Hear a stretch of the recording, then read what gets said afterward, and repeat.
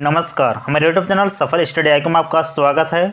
जेटेट 2024 का form fill up आप कर रहे होंगे। यहाँ पर अब जो है हम लोग वस्तुनिष्ठ प्रश्न जेटेट 2016 में जिस पैटर्न पर पूछा गया था उसी पैटर्न पर हम लोग जो है मॉडल सेट पेपर 2 का हम लोग यहाँ पर डिस्कशन करने जा रहे हैं। पेडागोजी यानी शिक्षण शास्त्र के 25 वस्तुनिष्ठ प्रश्नों का। उन प्रश्नों का जब हम आंसर बताएंगे तो डिटेल से डिस्कशन करेंगे आपके सामने, और उसके बाद लास्ट में एक जो है आपको क्वेश्चंस पूछेंगे। उस क्वेश्चंस का आपको कमेंट बॉक्स में कमेंट करके बताना है उसका सही आंसर क्या होगा, ताकि पता चले कि शिक्षण शास्त्र में आपकी तैयारी कितनी है, यानी पेडागोजी में आपकी कितनी तैयारी है। तो चलिए शुरू करते हैं 25 MCQ क्वेश्चंस का। यहाँ पर सबसे पहला जो क्वेश्चन है, बाल विकास के विभिन्न चरणों में शिक्षा का क्या उद्देश्य होना चाहिए। देखिए, शिक्षा का उद्देश्य क्या होना चाहिए ये पूछा है, बाल विकास के विभिन्न चरणों में। तो पहला जो ऑप्शन है, बच्चों को सख्त अनुशासन में रखना चाहिए। देखिए, ये सख्त वर्ड है, स्ट्रिक्ट, ये चीज़ यहाँ पर इसे गलत कर देता है। बच्चों को स्वतंत्र सोच और रचनात्मक जो है विकसित करने में मदद करना, कहीं ना कहीं ये सही लग रहा है, लेकिन फिर भी हम लोग जो है अगले ऑप्शन की ओर चलते हैं। हो सकता है कि इससे बेहतर और ऑप्शंस मिल जाए। बच्चों को केवल परीक्षा के लिए तैयार करना, ये भी सरासर गलत है। बच्चों को हम सिर्फ और सिर्फ एग्ज़ाम के लिए तैयार करना, ये जो है शिक्षा का जो है उद्देश्य नहीं होना चाहिए। नेक्स्ट है, बच्चों को माता पिता की इच्छा के अनुसार शिक्षा देना। देखिए, ठीक है, बच्चों को माता पिता की शिक्षा देना जरूरी है, लेकिन माता पिता के ही इच्छा अनुसार ये यहाँ पर गलत हो जाता है। बच्चों को वो अपने अनुसार, वो जिस तरह से स्वतंत्र सोच और रचनात्मक विकास, जो ऑप्शन नंबर बी है, यहाँ पर ये सही हो जाता है कि बच्चों को स्वतंत्र सोच और रचनात्मक विकसित करने में मदद करना, ये जो है शिक्षा का उद्देश्य होना चाहिए। क्योंकि अगर बच्चा का स्वतंत्र सोच होता है तो उन्हें जो है समस्याओं को हल करने में, निर्णय लेने में, और अगर उनके रचनात्मक विकसित करने में जो है, अगर रचनात्मक अगर हो जाता है बच्चा, तो अपने विचारों को खुद से व्यक्त करने में सक्षम बनाता है बच्चों को। तो इसलिए यह यहाँ पर ऑप्शन नंबर बी यहाँ पर सही हो जाएगा पहला क्वेश्चन का। नेक्स्ट क्वेश्चन की ओर हम लोग चलते हैं। शिक्षण विधियों का चयन करते समय शिक्षक को किस पर विचार करना चाहिए। ध्यान दीजिएगा इस क्वेश्चन पर कि एक शिक्षक को किस पर ध्यान देना चाहिए जब वो शिक्षण विधियों का चयन करता है। तब सबसे पहला ऑप्शन है पाठ्य पुस्तक की सामग्री पर। देखिए, ये गलत होता है, ठीक है, सही भी हो सकता है। हम लोग नेक्स्ट ऑप्शन की ओर भी चलते हैं। पाठ्य पुस्तक की सामग्री का चयन करना, ठीक है, मानते हैं सही हो सकता है, लेकिन नेक्स्ट और अगले ऑप्शन की ओर चलते हैं कि बच्चों को की व्यक्तिगत आवश्यकताओं और क्षमताओं पर। इससे भी हम लोग कहीं ना कहीं सही मानते हैं, लेकिन फिर भी नेक्स्ट ऑप्शन के चलते हैं विद्यालय के नियमों पर। देखिए, विद्यालय के नियम ठीक है, बच्चों को पालन करना चाहिए, लेकिन यहाँ पर बोल रहा है शिक्षण विधियों का चयन करते समय शिक्षक को किस पर विचार करना चाहिए, टीचर को किस पर विचार करना चाहिए, उसमें यहाँ पर ऑप्शन से फिट नहीं बैठता है। परीक्षा के स्वरूप पर यह भी फिट नहीं बैठता है। पाठ्य पुस्तक की सामग्री से ज़्यादा बेहतर है ऑप्शन नंबर बी में। देखिए, बच्चों की व्यक्तिगत आवश्यकताओं और क्षमताओं पर जहाँ भी बाल केंद्रित का बात होगा, यानी बच्चों को प्रेफरेंस दिया जाएगा। बच्चा बाल केंद्रित हमेशा जो है, आप देखे होंगे कि बाल केंद्रित ही शिक्षा देने का प्रावधान किया गया है।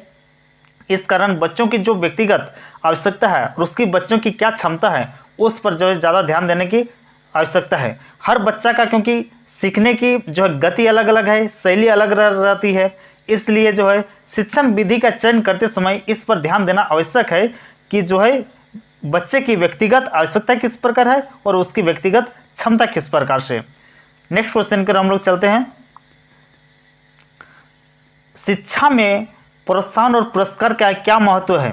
ध्यान दीजिएगा क्वेश्चंस पर कि शिक्षा में जो है प्रोत्साहन, जो हम किसी बच्चे को अप्रिशिएट करते हैं, चलो तुम बहुत बढ़िया कर रहे हो, या किन्हीं को प्राइज दे देते हैं, पुरस्कार दे देते हैं, इसका क्या महत्व है बोल रहा। तो सबसे पहला ऑप्शन के चलते हैं बच्चों को अनुशासन में रखने के लिए, कहीं ना कहीं सही लगता है, लेकिन अगले नेक्स्ट ऑप्शन की ओर हम लोग चलते हैं। बच्चों को प्रेरित करने और उनकी आत्मविश्वास बढ़ाने के लिए, ये भी एकदम और सही लगता है, पहला नंबर से और अच्छा है, लेकिन फिर भी हम लोग नेक्स्ट ऑप्शन की ओर चलते हैं।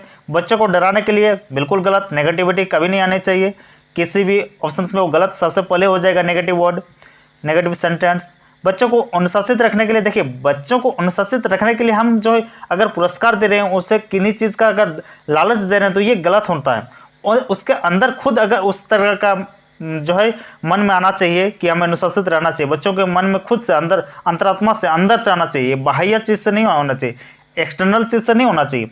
तो कहीं ना कहीं यहाँ पर जो ऑप्शन नंबर बी यहाँ पर ये सही हो जाएगा कि बच्चों को प्रेरित करने और उनकी आत्मविश्वास बढ़ाने के लिए जो है शिक्षा में प्रोत्साहन और पुरस्कार बहुत ही आवश्यक होता है, और ये उन्हें और बेहतर जो है करने में सहूलियत मिलता है बच्चों को, और अपने लक्ष्यों को प्राप्त करने में भी उससे मदद मिलती है।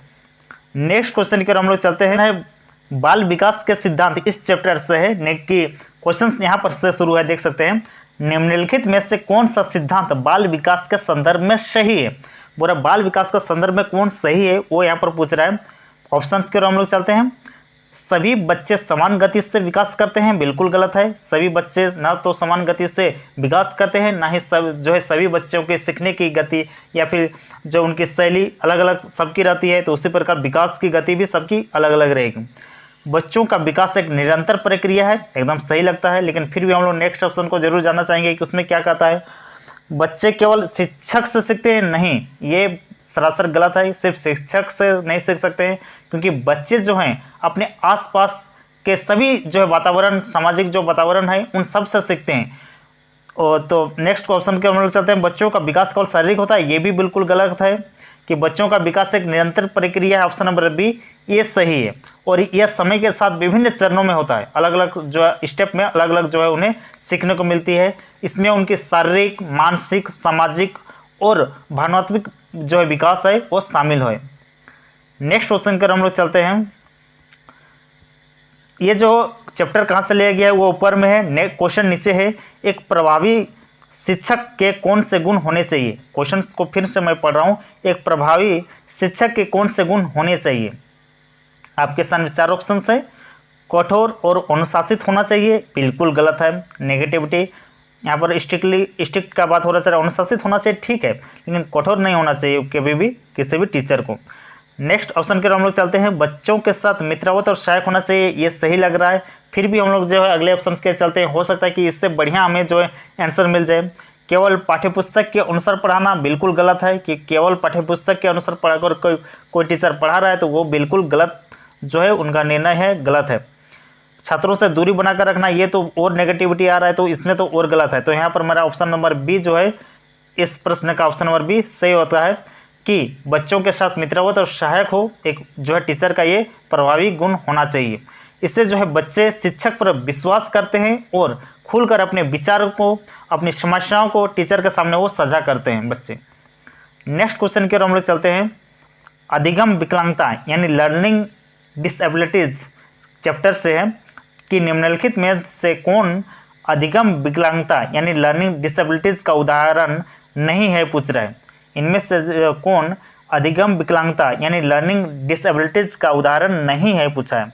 आपके सामने चार ऑप्शंस हैं, तो इसका यहाँ पर जो सही आंसर होगा वो होगा ऑप्शन नंबर डी, क्योंकि यहाँ पर लर्निंग डिसेबिलिटीज पूछा है, और ये जो है पैरालिसिस जो है ये फिजिकल डिसेबिलिटीज है, यानी शारीरिक जो है अक्षमता है या विकलांगता है शारीरिक रूप से। बाकी जो है डिसलेक्सिया बोला जाता है जब कोई बच्चा जो है पढ़ने लिखने में उससे कठिनाई होती है तो उसे डिसलेक्सिया कहा जाता है, या अक्षरों को वो पहचान नहीं पा रहा, अक्षरों को जोड़ नहीं पा रहा है, किसी वर्ड को नहीं रीडिंग मार पा रहा है, तो उसे डिसलेक्सिया कहते हैं। लेकिन ऑटिज्म किसको बोलते हैं? ऑटिज्म एक जो है न्यूरोलॉजिकल जो है विकार है कह सकते हैं, और जो लोगों को दूसरे के साथ बातचीत करने या फिर संवाद करने या फिर कोई भी चीज़ जब वो सीखता है या फिर व्यवहार करने के जो तरीके हैं उससे वो प्रभावित होता है ऑटिज्म में। तो ये भी ठीक है, लर्निंग डिसेबिलिटीज़ में आ जाएगा। लेकिन डिसकैल्कुलिया बोलते हैं जब कोई बच्चा गणना करने में अक्षमता होता है, असक्षम होता है गणना करने में, तो उसे जो है डिसकैल्कुलिया कहते हैं।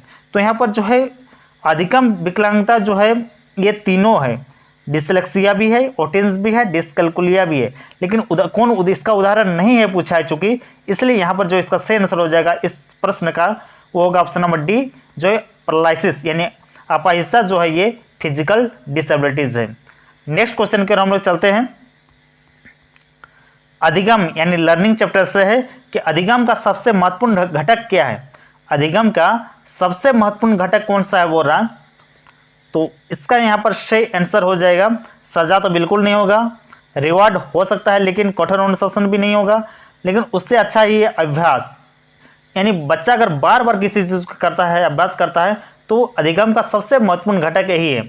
अभ्यास से जो है, जो अगर अभ्यास करता है कोई छात्र, तो उससे जो उसकी क्षमताओं, उसकी दक्षता बढ़ती है और नई जानकारी को अधिक अच्छी तरह से सक्षम और याद कर पाता है एक बच्चा।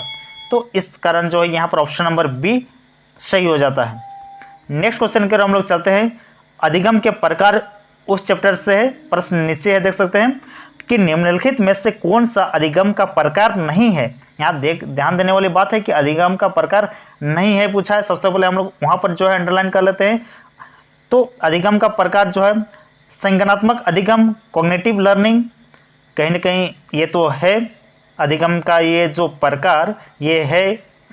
नेक्स्ट है मॉडर्न अधिगम, ये भी जो है अधिगम का प्रकार है। नेक्स्ट है शारीरिक अधिगम, फिजिकल जो है लर्निंग, ये जो है अधिगम का प्रकार नहीं है। और सामाजिक अधिगम, सोशल लर्निंग, ये भी जो है एक अधिगम का प्रकार है। तो कौन प्रकार नहीं है पूछा है। इस क्वेश्चन के अकॉर्डिंग यहाँ जो सही आंसर होगा जो होगा ऑप्शन नंबर सी, शारीरिक अधिगम जो है वो अधिगम का प्रकार नहीं है। और नेक्स्ट क्वेश्चन की ओर हम लोग चलते हैं। बाल विकास के चरण इस चैप्टर से लिए यहाँ पर लिया गया है कि बाल विकास के किस चरण में बच्चे का जो है शारीरिक विकास सबसे तेजी से होता है। यहाँ पर शारीरिक विकास को जो है महत्व दी गई है। तो उसके अकॉर्डिंग जो यहाँ पर सही आंसर होगा वो होगा शैशवावस्था, यानी इन्फेंसी। इन्फेंसी में जो है बच्चा शारीरिक विकास उसका सबसे तेजी गति से होता है जो है शैशवावस्था में। इस चरण में बच्चों की जो है शारीरिक वृद्धि हो, मस्तिष्क विकास हो या विभिन्न जो है मोटर स्किल्स हो वो तेजी से विकसित करता है। देख सकते हैं जब बच्चा शैशवावस्था में रहता है तुरंत किसी चीज़ को पहचानना, किसी चीज़ में वो जो है अपने रोना, हंसना, ये चीज़ को तुरंत वो जो है बहुत तेज़ी से उसमें जो है विकास होने लगती है। तो सबसे तेज़ गति से वो विकास इन्फेंसी यानी शैशवावस्था में होती है बच्चों की। नेक्स्ट क्वेश्चन की ओर हम लोग चलते हैं। प्रोत्साहन यानी मोटिवेशन उस चैप्टर से ली गई है कि बच्चों के अध्ययन के प्रति प्रोत्साहन यानी मोटिवेशन बढ़ाने का सबसे प्रभावी तरीका क्या है। अगर कोई बच्चा को हम लोग जो है प्रोत्साहन यानी मोटिवेशन बढ़ा रहे हैं तो उसका सबसे अच्छा तरीका कौन सा हो सकता है बोल रहा है। चूँकि हम सिर्फ मोटिवेशन चैप्टर से और यहाँ पर मोटिवेशन बढ़ाने का प्रभावी तरीका पूछ रहा है, तो सजा देना तो गलत हो जाएगा, अनदेखा करना भी गलत हो जाएगा, प्रशंसा और पुरस्कार देना सही लग रहा है, कठिन कार्य देना ये भी गलत होगा। तो ऑप्शन नंबर यहाँ पर सी सही हो जाता है। अगर किसी भी बच्चे को हम लोग उन्हें जो है प्रशंसा करते हैं, अप्रिशिएट करते हैं या फिर उसके अगर हम उसको पुरस्कृत करते हैं तो कहीं ना कहीं उससे जो है और उसका आत्मविश्वास में बढ़ोतरी होगी और वो और अधिक हो सकते हैं मेहनत करने लगे। तो उससे जो है इससे इंटरनल जो उसका मोटिवेशन है वो जागृत हो जाएगा और बच्चा हो सकता है कि अच्छा कर सकता है। नेक्स्ट हम लोग लिए हैं शिक्षण विधियाँ चैप्टर से। प्रश्न नीचे है, बच्चों के सीखने के लिए सबसे प्रभावी शिक्षण विधि कौन सी है। सबसे प्रभावी शिक्षण विधि कौन सा है बोल रहा है बच्चों के सीखने के लिए। सबसे पहला जो ऑप्शन है केवल व्याख्यान, यानी कोई अगर सिर्फ टीचर या प्रोफेसर अगर लेक्चर दे रहा है तो ठीक है बच्चा तो सुन लेगा, लेकिन उतना प्रभावी नहीं है। क्योंकि प्रभावी शिक्षण विधि पूछ रहा है तो ठीक है प्रभावी है और जनरली यही चीज़ जो है टीचर और जो है प्रोफेसर लोग करते हैं। परंतु इससे भी बढ़िया अगर कोई ऑप्शन आता है तो हम लोग देख लेते हैं।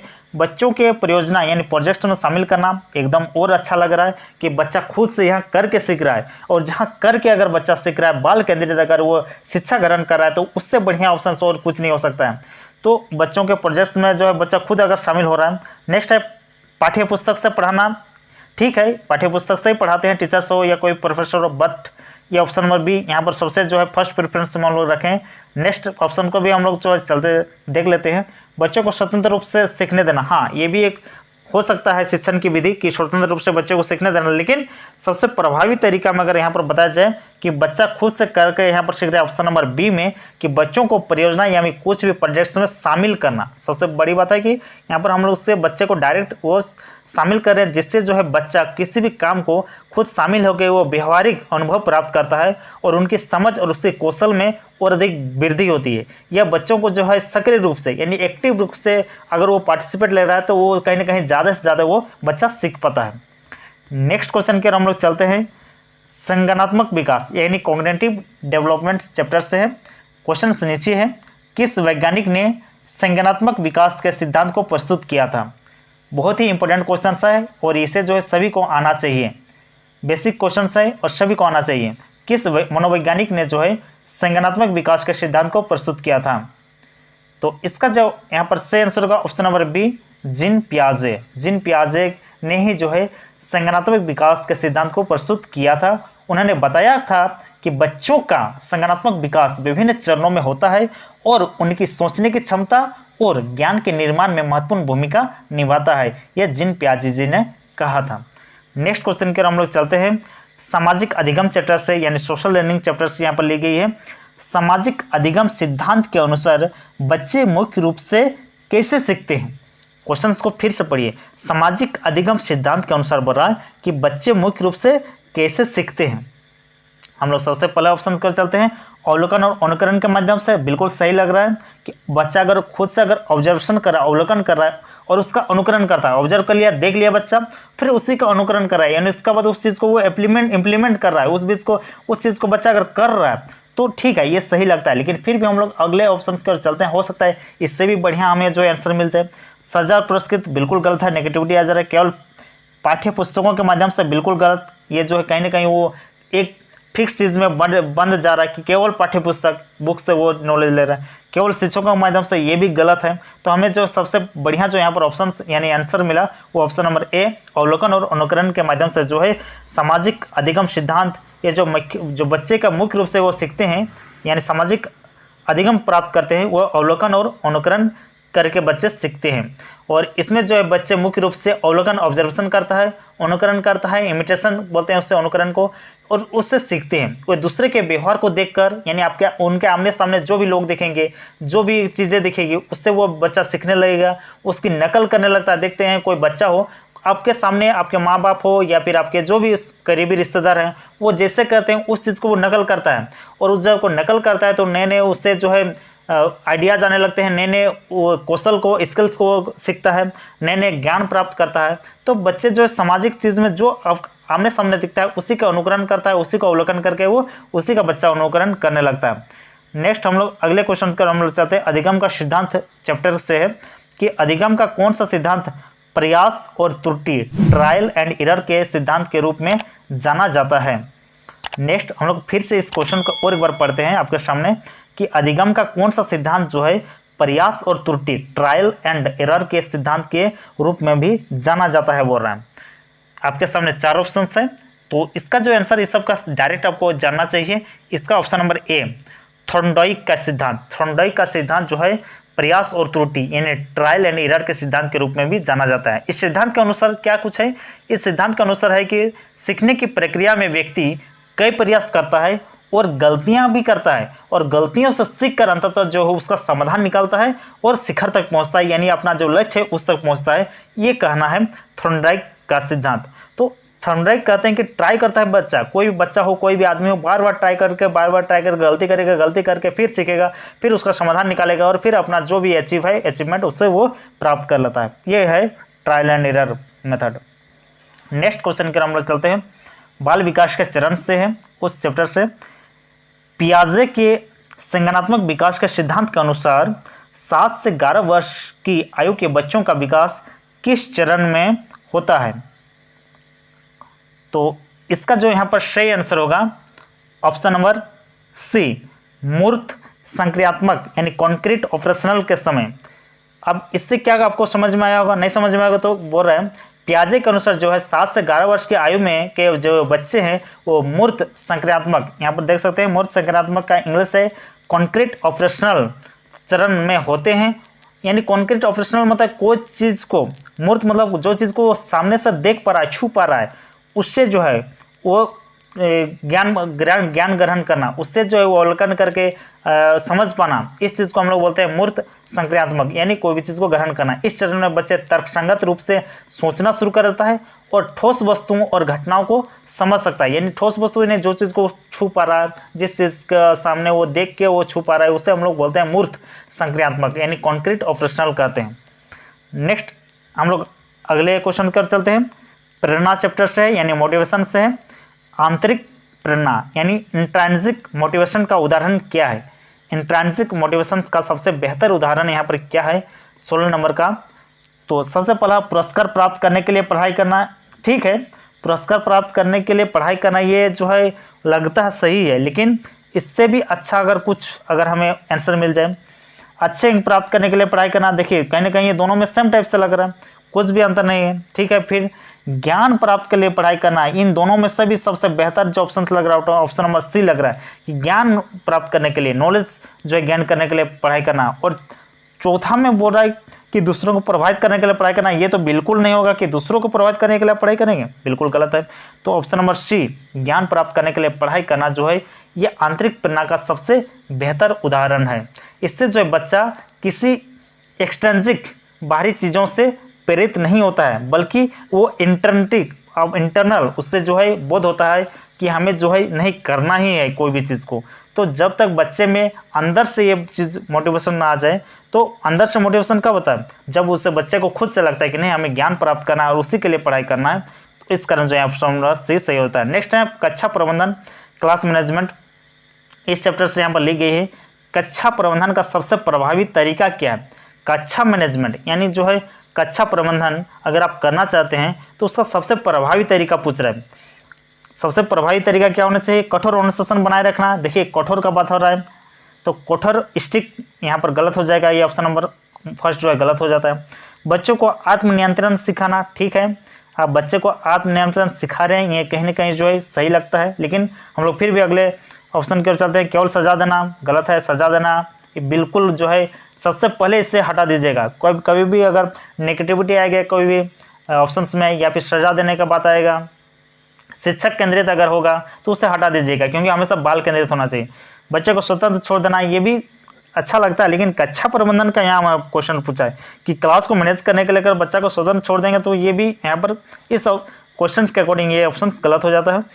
तो यहाँ पर जो 17 नंबर का सही आंसर होगा ऑप्शन नंबर बी, बच्चों को आत्मनियंत्रण सिखाना। कि बच्चा खुद से आत्मनियंत्रण सिखा रहे, मतलब क्या हो रहा है कि बच्चा को हम बताएं उसे ये सिखा रहे कि आपको खुद से अपने सेल्फ जो है कंट्रोल कैसे करना है। तो बच्चा कहीं ना कहीं इंट्रिंसिक अंदर से वो सीख रहा है कि हमें जो है उनके व्यवहार में, बच्चे अपने व्यवहार को कैसे नियंत्रित कर सकते हैं, और कक्षा में इससे जो है बहुत सकारात्मक वातावरण आ जाता है। नेक्स्ट हम लोग अगले जो क्वेश्चन की ओर हम लोग चलते हैं, अधिगम विकलांगता यानी लर्निंग डिसेबिलिटीज़ की ओर। डिसलेक्सिया किस प्रकार की अधिगम विकलांगता है, हमने पहले ही बता दिया था कि इससे रिलेटेड जो है हमें क्वेश्चंस मिल चुका था, फिर भी यहाँ पर आप लोग बताइए डिसलेक्सिया किस प्रकार की अधिगम विकलांगता है, कितने लोगों को यहाँ पर आता है। चलिए गणितीय तो नहीं होगा, गणितीय समस्या के बारे में हम बता दिया था, डिसकैलकुलिया है। पढ़ने और लिखने की कठिनाई, जी हाँ ऑप्शन नंबर बी यहाँ पर सही होगा। जब बच्चा जो है यानी कोई भी लिखने पढ़ने में उसे जो कठिनाई होती है तो ये जो है डिसलेक्सिया कहा जाता है, और ये एक जो है न्यूरोलॉजिकल विकार है, इस बात को भी ध्यान रखिएगा। नेक्स्ट हम लोग अगले प्रश्न की ओर आते हैं। बाल विकास में खेल का महत्व इस चैप्टर से है कि क्वेश्चन से यहाँ पर देखिए बाल विकास में खेल का महत्व क्या है, यानी बाल विकास में जो है खेल का जो है क्या महत्व है बोल रहा। तो इसका यहाँ पर सही आंसर क्या होगा, उससे पहले देखें बच्चों को व्यस्त रखने के लिए, नहीं, बच्चों को व्यस्त रखने के लिए हम लोग अगर करेंगे तो ये तो गलत हो जाएगा। बच्चों को अनुशासित रखने के लिए कहने का सही लग रहा है, अनुशासित रखने के लिए, लेकिन यहाँ पर पूछ रहा है कि खेल का महत्व बाल विकास के लिए, ये क्वेश्चंस के अकॉर्डिंग यहाँ पर ये सही नहीं लग रहा है। हम लोग फिर भी अगले जो है क्वेश्चन ऑप्शन की ओर चलते हैं, बच्चों की शारीरिक और मानसिक विकास के लिए। जी हाँ ये एकदम थोड़ा सा सही लग रहा है, लेकिन बच्चों को थकाने के लिए ये तो नेगेटिविटी वाली बात होगी। तो ऑप्शन नंबर सी यहाँ पर सही होता है कि बच्चों के शारीरिक और मानसिक विकास के लिए जो है ना खेल बहुत ही इंपॉर्टेंट है। इससे बच्चे का शारीरिक फिजिकल जो है और डेवलप हो जाता है, मेंटली और बच्चा डेवलप हो जाता है अगर बच्चे को हम लोग खेलने का भी मौका दें। इसलिए बच्चे को जो है आउटडोर गेम्स में ज़्यादा से ज़्यादा पार्टिसिपेट करवाना चाहिए। आजकल जो है बच्चे वीडियो गेम और इंडोर गेम्स में जो सिमट कर जा रहे हैं, ये घातक है कहीं ना कहीं बच्चे के लर्निंग्स के लिए। नेक्स्ट है अधिगम का सिद्धांत, उस चैप्टर से है, क्वेश्चन नीचे है। B.F. स्किनर का जो अधिगम सिद्धांत किस पर आधारित है। क्वेश्चन को मैं फिर से पढ़ रहा हूँ, B.F. स्किनर का अधिगम सिद्धांत किस पर आधारित है। आपके सामने 4 ऑप्शन हैं, इसका जो इस सब का सही डायरेक्ट आपको आंसर पता रहना चाहिए। तो इसका जो यहाँ पर सही आंसर होगा ऑप्शन नंबर सी, संचालित अनुकूलन यानी ऑपरेंट कंडीशनिंग पर जो है आधारित है B.F. स्किनर का अधिगम का सिद्धांत। और इसमें क्या कुछ है, इस सिद्धांत के अनुसार जो है ना व्यवहार को, यानी कोई भी आपका बिहेवियर को सुदृढ़ीकरण यानी रीइंफोर्समेंट के माध्यम से बदला जा सकता है। ये जो है B.F. स्किनर का अधिगम का सिद्धांत कहता है कि किसी भी व्यवहार को जो है ना सुदृढ़ीकरण यानी रीइंफोर्समेंट के माध्यम से ही बदला जा सकता है। नेक्स्ट क्वेश्चन के हम लोग चलते हैं। बाल विकास में पर्यावरण का प्रभाव उस चैप्टर से है। क्वेश्चन यहाँ पर देख सकते हैं, बाल विकास में पर्यावरण का क्या प्रभाव होता है। सिंपल सा क्वेश्चन है कि बाल विकास में हमारा जो पर्यावरण है इसका क्या प्रभाव पड़ता है। तो यहाँ पर 4 ऑप्शंस हैं। चलिए, एक ऑप्शन ऊपर है, बाकी आपको दिख रहा होगा नीचे। तो सबसे पहला ऑप्शन है केवल शारीरिक विकास होता है। जो बाल विकास में पर्यावरण का क्या प्रभाव है कि पर्यावरण से बस बच्चे का क्या शारीरिक विकास होता है? नहीं नहीं, ये तो गलत हो जाएगा। केवल मानसिक विकास होता है, ये भी गलत हो जाएगा। थर्ड नंबर देखिए, शारीरिक, मानसिक और सामाजिक विकास होता है। जी हाँ, जो है पर्यावरण से यानी आसपास के एनवायरनमेंट से जो है ना बच्चे का जिस तरह से एनवायरनमेंट रहेगा उसमें जो है उसका शारीरिक विकास उस तरह से होगा, मानसिक विकास उस तरह से होगा, सामाजिक विकास उस तरह से होगा। कोई शारीरिक विकास कैसे वातावरण से डिपेंड करता है? पहाड़ी देखिएगा, पहाड़ी इलाकों में रहने वाले बच्चे का जो शारीरिक विकास शरीर ज़्यादा जो है स्ट्रॉन्ग रहता है इन कंपेरिजन टू जो बच्चे एकदम मैदानी इलाकों में रहते हैं या फिर जो बच्चे एकदम जो बड़े शहरों में रहते हैं उन लोग से। मानसिक विकास बच्चे का अगर आसपास का माहौल उस तरह से है कि उनके बच्चों को जो है छोटा सा अगर आप स्किल सिखा रहे हैं, नए नए चीज़ सिखा रहे हैं, तो हो सकता है कि उसका मानसिक विकास ज़्यादा हो। सामाजिक विकास अगर किस प्रकार से समाज है, समाज के कुछ क्रियाकलाप है, समाज के आसपास के लोगों से भी बच्चा को जो है बहुत कुछ सीखने को उसे मिलती है। इस कारण ऑप्शन नंबर सी 21 नंबर का यहाँ पर सही हो जाता है। नेक्स्ट क्वेश्चन के हम लोग चलते हैं। सीखने की शैली इस चैप्टर से ली गई है कि निम्नलिखित में से कौन से सीखने की शैली नहीं है। यहाँ से बोला कौन सा 4 ऑप्शन दिया है, कौन सा जो है सीखने का शैली नहीं है। तो विजुअल देख के तो कोई भी सीख सकता है। श्रवण ऑडिटरी, इससे भी जो है सीख सकते हैं सुन के। स्पर्श करके, जी हाँ स्पर्श करके भी सीखा जा सकता है। कौन लोग स्पर्श कर सकते हैं आप बोलिएगा, स्पर्श करके कैसे सीखेंगे? देखिएगा ब्रेल लिपि ब्लाइंड लोग क्या स्पर्श करके नहीं सीखते हैं। तो ऑप्शन नंबर सी भी सही हो जाएगा। यहाँ पर एक ऑप्शन नंबर डी भाषा है, लिंग्विस्टिक, ये इसके अनुसार जो है यहाँ पर नहीं है, चूँकि पूछा है कि निम्नलिखित में से कौन सा सीखने की शैली नहीं है, तो भाषा जो है लिंग्विस्टिक यहाँ जो है सीखने की शैली नहीं है। ये लिंग्विस्टिक जो एक कौशल है कि ये आप कितने भाषाओं को सीख पा रहे हैं, ये आपका स्किल्स है, कौशल है, ये सीखने की शैली नहीं है, स्टाइल नहीं है। इस बात को ध्यान दीजिएगा। नेक्स्ट क्वेश्चन की ओर हम लोग चलते हैं। बाल विकास में शिक्षक की भूमिका इस चैप्टर से ली गई है कि बाल विकास में शिक्षक की मुख्य भूमिका क्या है। बाल विकास में शिक्षक की मुख्य जो भूमिका है वो क्या होना चाहिए? केवल शिक्षा देना होना चाहिए? बिल्कुल गलत है। बच्चों के सर्वांगीण विकास में सहायता करना है, ये तो कहीं ना कहीं सही लग रहा है। फिर भी हम लोग जो अगले ऑप्शन की ओर चलते हैं। बच्चों को अनुशासन में रखना, देखिए बाल विकास में शिक्षक की मुख्य भूमिका पूछा है, तो केवल अनुशासन रखना तो मुख्य भूमिका नहीं हो सकता है।